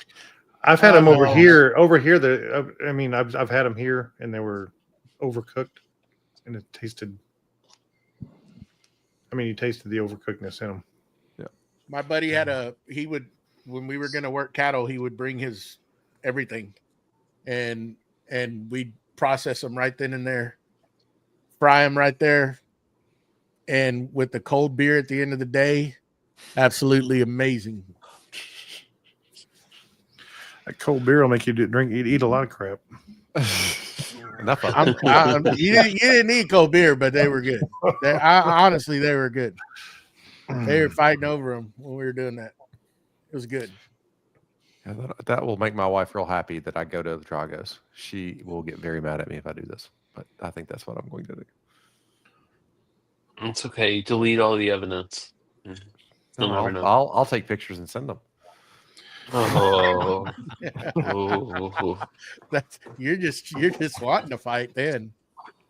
Just poke the bear. The bear was mad at me last night. I wonder why.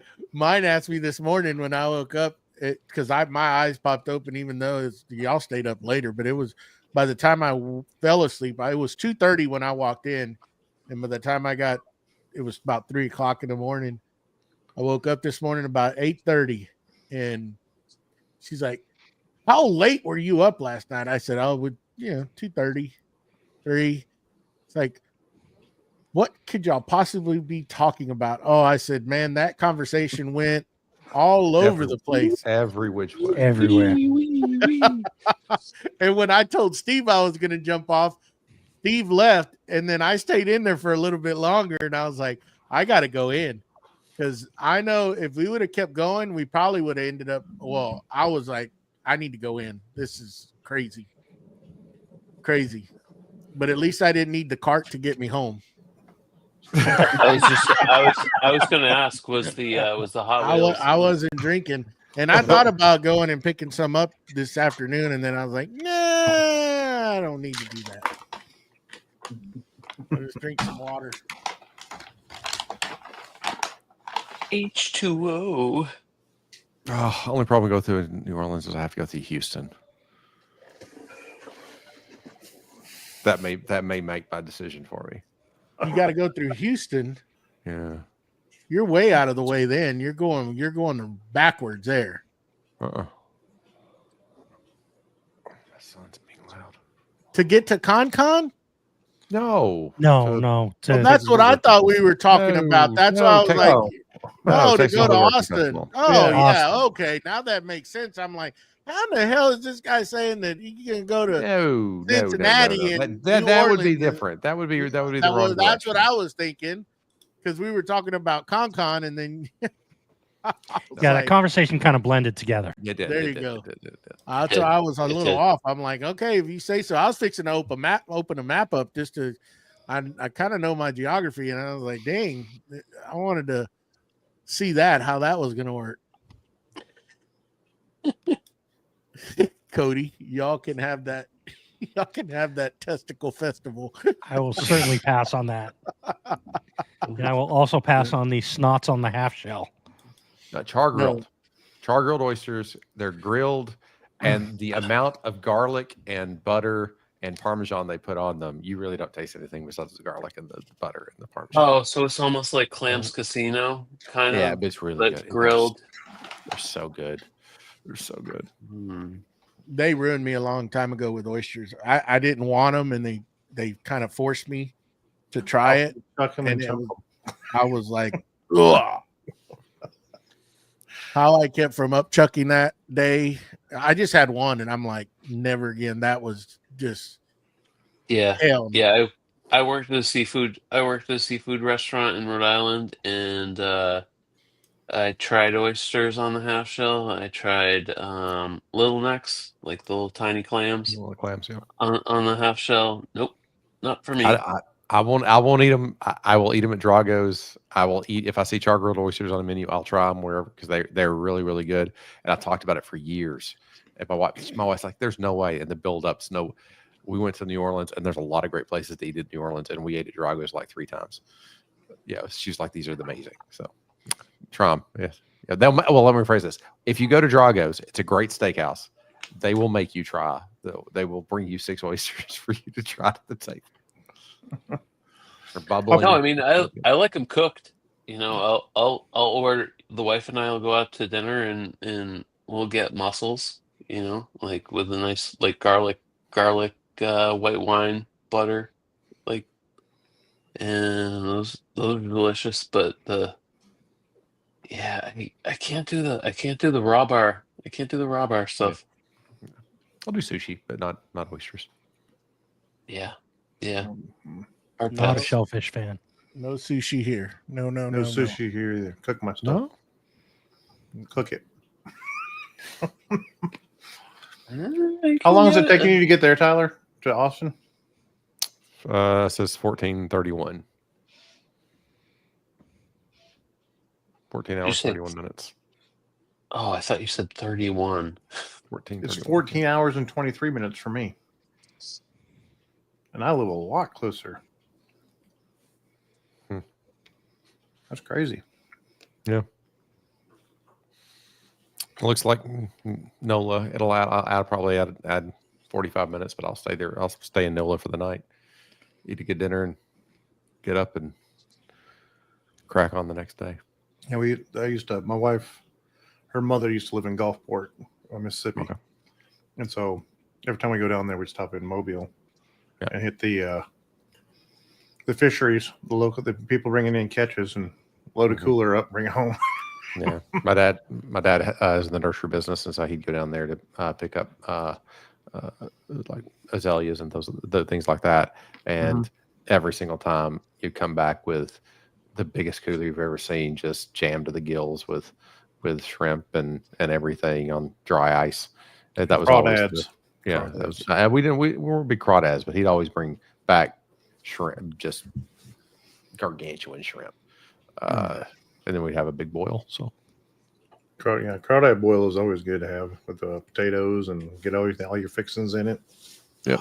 I used to do it for the guys at work. I just have a picnic table, sit out there, drop a cloth over top of it, dump out the whole bucket, and get to eating. We had this one guy that was there. We all had about a plate or two, and I think we were just kind of paying attention. It was like, is that 3 or 4? He said, no, it's 5. So it's 15. Dude, you don't weigh nothing. Wait, a cloth, not newspaper. It was just a cloth. Yeah. Oh, maybe that's a Maryland thing. It's a cheap thing. I mean, just you use a newspaper, but I mean, it works. But we have a drop cloth. So Oh, up here, Steve and I are we're cracking open lobsters. You are. I'm not. I don't lobster. You don't I lobster? don't. I don't Rock really like lobster. shellfish that much. About the only shellfish I'll have is maybe some crab, and occasionally I will have scallops, only if they're a vehicle for bacon. Oh yes, yes. I'm not a fan of scallops. I don't like it. It's a texture thing for me. I It's agree. weird. If they're cooked well, they're pretty buttery. No, I'll get down on some scallops and bacon, but yeah, just I'm not gonna get a meal that has scallops in it. Scallops with bacon, hold the scallops. Yes. Oh, you could do that 100%. too. You could do that too. I can put Lay down down the some scallops. crab legs. I can put down some crab legs. Oh, yeah. I've been kicked out of one restaurant. Oh. Dude, you know, JR. So JR came and met me in Vegas a month ago, and he took me to Caesars, and we went to the buffet and everything. So their buffet has literally anything you can think of. They had crab. So the crab leg station is the only one that there's an attendant behind that's handing out the crab legs. Everything else is like self-serve, and because they had a problem months ago or something where the guy had like 10 to 15 plates of crab legs or something, and they were just like, look dude, you gotta go. Like, and he was like live streaming it on TikTok or something also, and just like showing everyone, just like, you can get as many as you want. There's not much. It's a lot of work for a lot of meat on crab legs. That's my big. Well, that's these were my ki- biggest complaint. Yeah. These were king crab legs. I mean, it was decent. I mean, a few cracks and you were into it, but I mean that was insane. It was about $100 per person for that buffet. Like it was Oh, well, when pricey. you eat that kind of stuff, it's pricey. Oh, but I had some bomb brisket. They had Mexican food. They had Italian food. I think they did have sushi also. But in a massive like dessert bar like that. Oh my god! You'll have some bomb brisket at the con. Later, Oh, Cody. Have a good night. Later, Cody. See you, Cody. Yeah. Sorry, Cody. Yeah, Jevons brisket's pretty awesome. Oh, Yeah. I love brisket. So buffet wise, back when they had Ryan's buffet here in Georgia, Yeah. I was a senior in high school, and they gave the senior class football players tickets for like, it was like 50% off the buffet, and so like 10 of us went up there. Believe it or not, and I can show a picture of it. I was a wide receiver back then. I was only 226, 3% body fat. I was a little skinny guy, and I'm walking around with big old dudes, 6'8", big old dudes, and we're all sitting at the thing, and there's no steak. There's a big spot for steak, but there's no steak. And we've been waiting for like 45 minutes for the steak. And finally, this little lady comes out and gets a steak. I get up and walk over and just grab the whole tray and put it down in the middle of our table. And it was gone. Literally, it was gone in minutes. And they asked me to leave. The old 96er. Oh, that's a good movie. I haven't seen that in forever. There's nothing but gristle and fat left on that. Man, I thought I saw a video of you playing baseball when you were little. No, that was Joey. We actually pulled it up. It's Joey. Yeah, No, it's Matt. it's Joey. This is Matt. I can pull a picture of me right now. Here's Matt.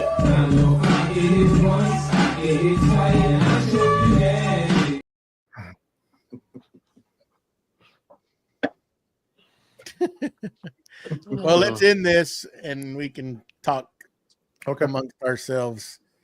Appreciate everybody. I don't think we have anybody on here. And I think Instagram, whoever's on there, thank y'all for hanging out. Bye, bye, bye. Steve, we'll see y'all. Have a good one.